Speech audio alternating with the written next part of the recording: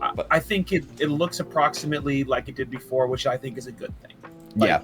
Oops. It was a really, really well-designed army that plays very thematically, very fun for both players.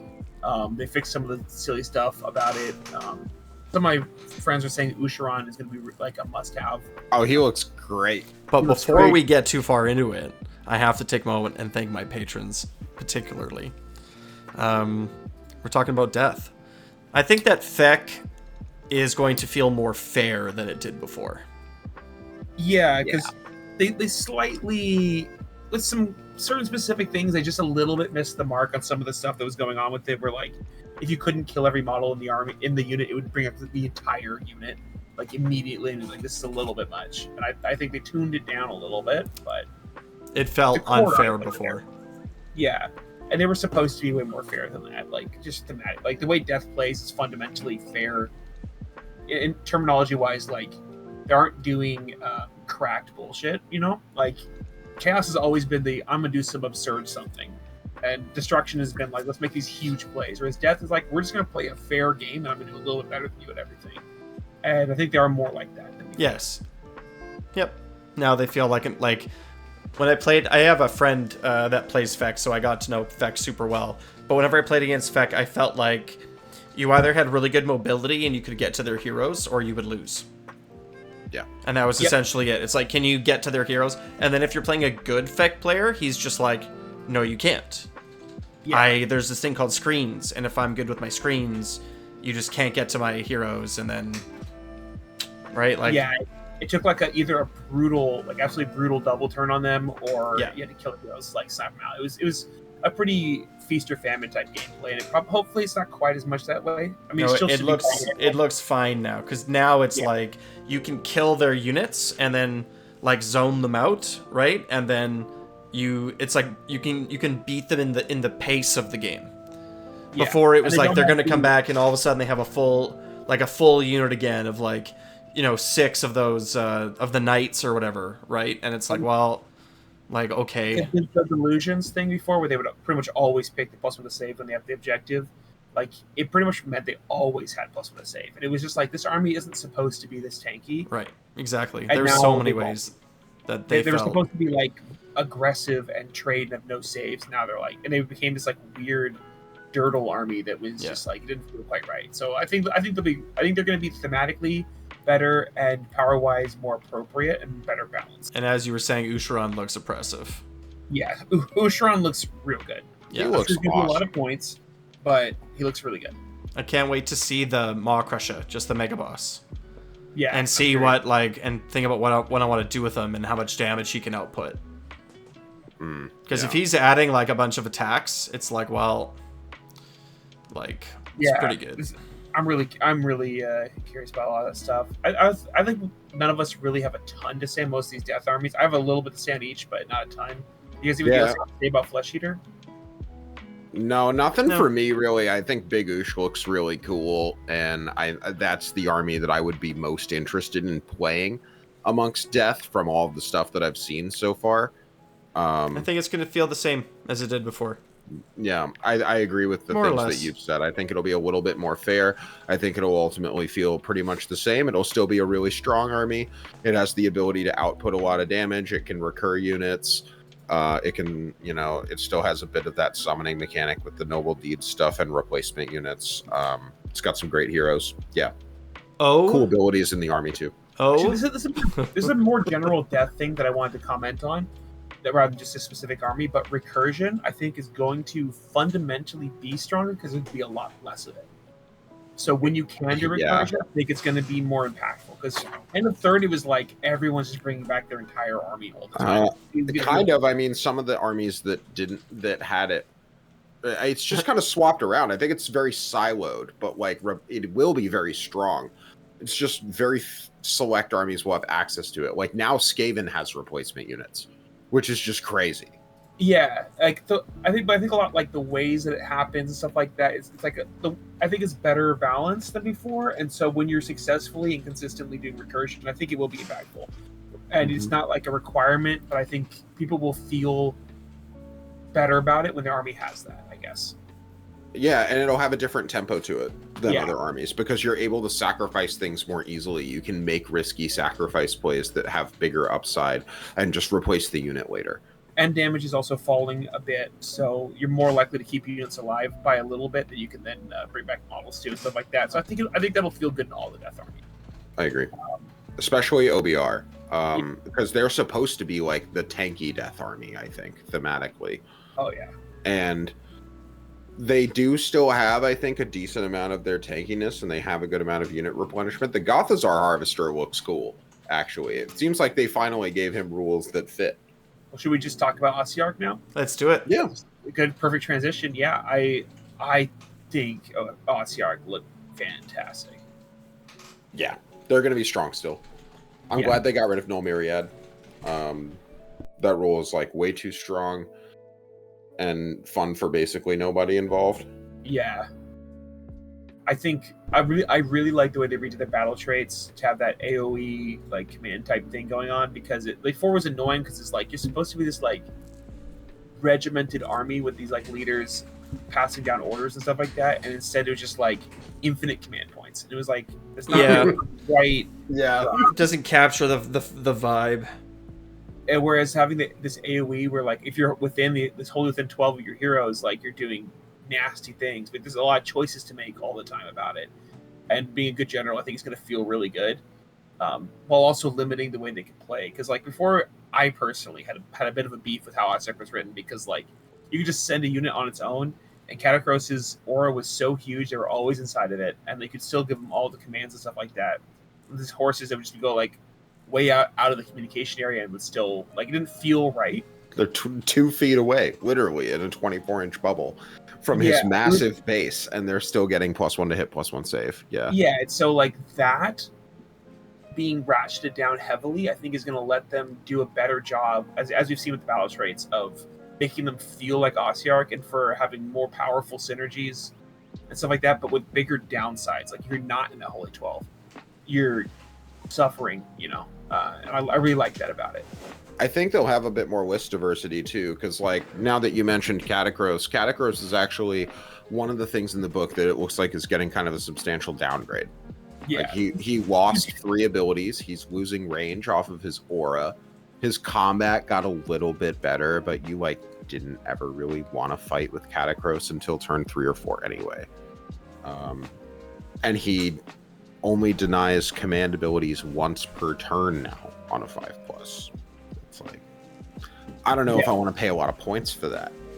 Yeah, well, like before he was just insane. Like he was like, who wrote this war scroll, dude? Like this is too many rules. He's cracked. He had like 7 rules on his war scroll. Yeah, and was an insane combat monster. Yeah, and he was so good that the entire rest of the book was limited by how good he was. Like, you had to put him in your list. It was like you started writing an OBR list with only 1,500 points. But I think now there's going to be a lot more diversity because I don't even think you want him. Yeah, I mean, it depends on what his points are, right? It depends on how these play out, but he's definitely not nearly as good, bare minimum. Yeah.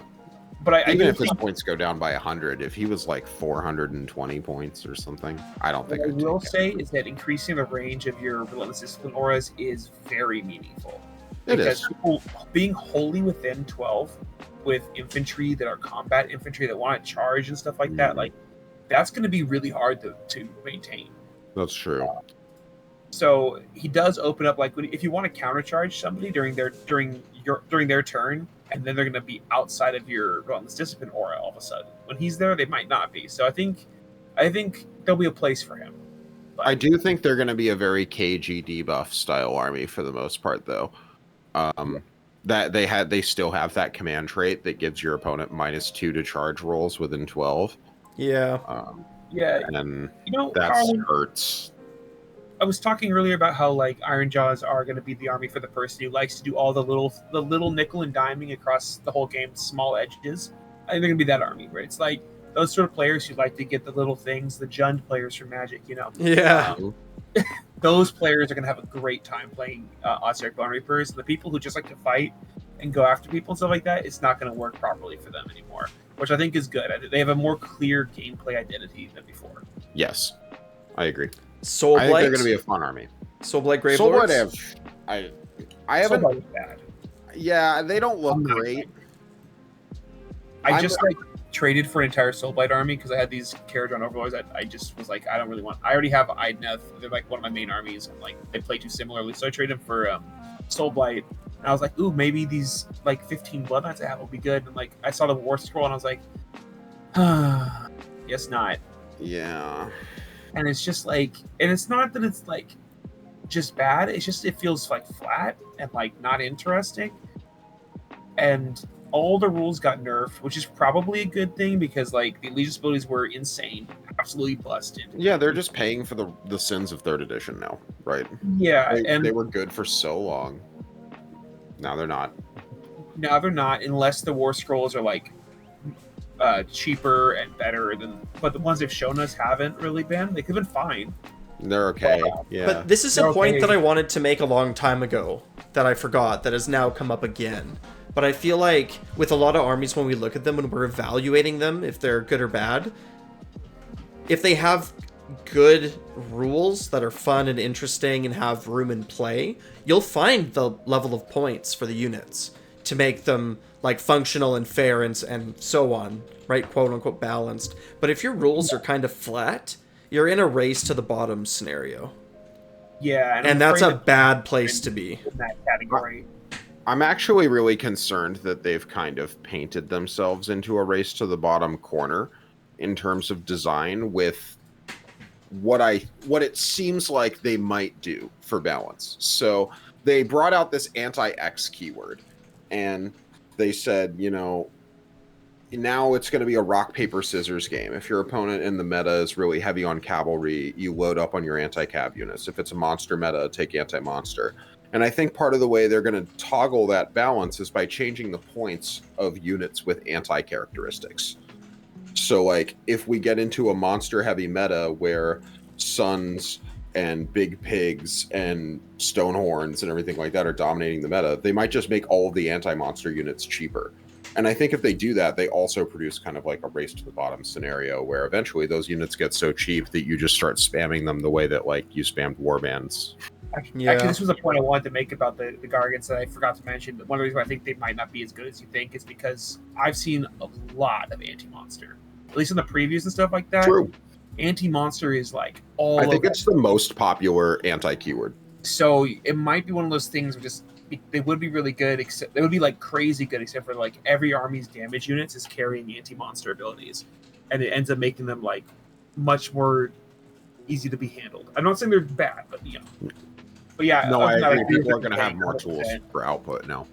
The monsters in that they've shown so far for Soulblight do look good. They look quite good, but like all the other units that they've shown don't. Yeah, it's all relative. Like, yeah, hard to get excited about like dire wolves or deadwalker zombies or any of that stuff. Yeah, like I understand that, but like they just like the Vargeists just look boring. I guess. I mean, not like the worst ever, but they don't look great, and the Blood Knights still don't have anything interesting about them, and I'd be really surprised if there's like a battalion that makes Blood Knights interesting, like that really succeeds at doing that. So I think that army will be like a hero hammer army. Yeah, which I don't love personally. I mean, heroes are really cool, but like I feel like it's supposed to be like one of those things with like there's a couple powerful heroes, but like it's about having all these like guys come out of the grave and this like grinding. Yeah. It doesn't thematically fit, and it doesn't really feel like that's going to be good, but it might play differently. Like I was saying earlier, like the recursion might end up feeling stronger, even though it's weaker than before because there's less of it and damage is lower. So like it might be one of those things where it plays out differently than it reads. So I'm open-minded about it, but I'm not excited about it. Yeah, sure, that's a fair way to put it. Open-minded, not excited. Yeah. What else we got left in death? Oh my god, Nighthaunt looks so good. That big goat. Oh my god. They look so good. They look amazing. Like a friend of mine plays Nighthaunt, and I was telling him, I'm like, dude, you should really look into playing, like, maining Nighthaunt. We have a GT at the end of August, and if he does, like, I don't want to play him, because he's a good player, and he's good with Nighthaunt, and I don't want to play against him. Yeah, they look incredible. I love it. They're they're actually, in my opinion, significantly more limited than before in the hands of like an absolutely amazing player. But like for everyone else, they're going to be so much better. Like they're going to play, their gameplay flow looks so much better. The way that they did the retreat and charge and change it to just being able to charge in combat is like lets them fight better while limiting some of the egregious plays you could make before, where you could just suddenly have your entire army where it wasn't supposed to be. That was the coolest part of the army to me. But you can still do that, just but like, you can like still more do it. reasonable. Like you can't suddenly move your cavalry like 14 inches and charge them like out of comp. Like before, it was like sometimes there are these moments, where, but like your average gameplay experience of them is going to be so much better, and being able to charge when in combat still allows you to do those like surprise maneuvers and stuff like that, but also it lets them tune up this power level, so you get to pick those cool charge phase effects that being random. Like they look great. I love it. I love everything I'm seeing of them. Yes, they look like an army I would have a blast playing because the rules look really fun, and they are an army that I actually really just don't play because I don't think that the lore or theme looks that cool. It's just like they're ghosts, so I'm not super into it. But yeah, the rules are awesome, so they look like they're going to be a cool ass army, but I'm not going to play them. Yeah, they look super fun. I think any Nighthaunt player should be excited, and every war school that we've seen looks quite good. They all look like they do what they're supposed to do. Like the power level looks right, the spells look good. We haven't seen that much, obviously, but unless the points are like man, people are leaking stuff. There's stuff everywhere. Oh yeah, right. Like the NDR's gone. Like I'm getting drips of stuff all the time now. I'm getting like little bits and pieces here and there, like I'm looking at the Pirate Geist, for example. I don't know if you've seen those, but they look pretty fucking cool. It's like circling all the way back to Cruel Boys. It's like I know like probably more than half. I bet you I know like 60-70% of the rules for Cruel Boys now. I definitely haven't seen that many, but I've seen a good amount of them, and everything's looked good. Any last thoughts on Death? Did we cover them all? We did, right? I think Death looks good. It looks fine. It's not nothing. I would say every army in Death looks somewhere from bottom of A to C tier. Like there's nothing looks trash. Nothing looks insane. Everything looks well written. Completely agree. Probably up on the low end, but everything else looks like quite solid. Better internal balance than destruction. Yes, I would say so. I think if you get Gargants, make it impossible. Yeah, and slightly better thematic alignment too. I think Gargants are going to be strong, but also I actually like Gargants as an army, and I really think that it's just like, I know they'll get a Battle Tome in 4th edition, but it's kind of frustrating that they had this awesome opportunity to write a whole new set of rules that thematically fit the Suns better, and they just didn't. Yeah, they didn't. They had like, because so many of, they barely, if you take the old faction abilities they had, and some, like most of that was going to get moved on to War Scrolls inevitably. So they had like a blank canvas to just write new stuff for faction abilities, and they just kind of shuffled stuff around, which was kind of disappointing to me because there's a limiting design space though, admittedly. But they need more models in their range. They need like They just need more stuff. It's so wild to me that they don't have just a generic priest.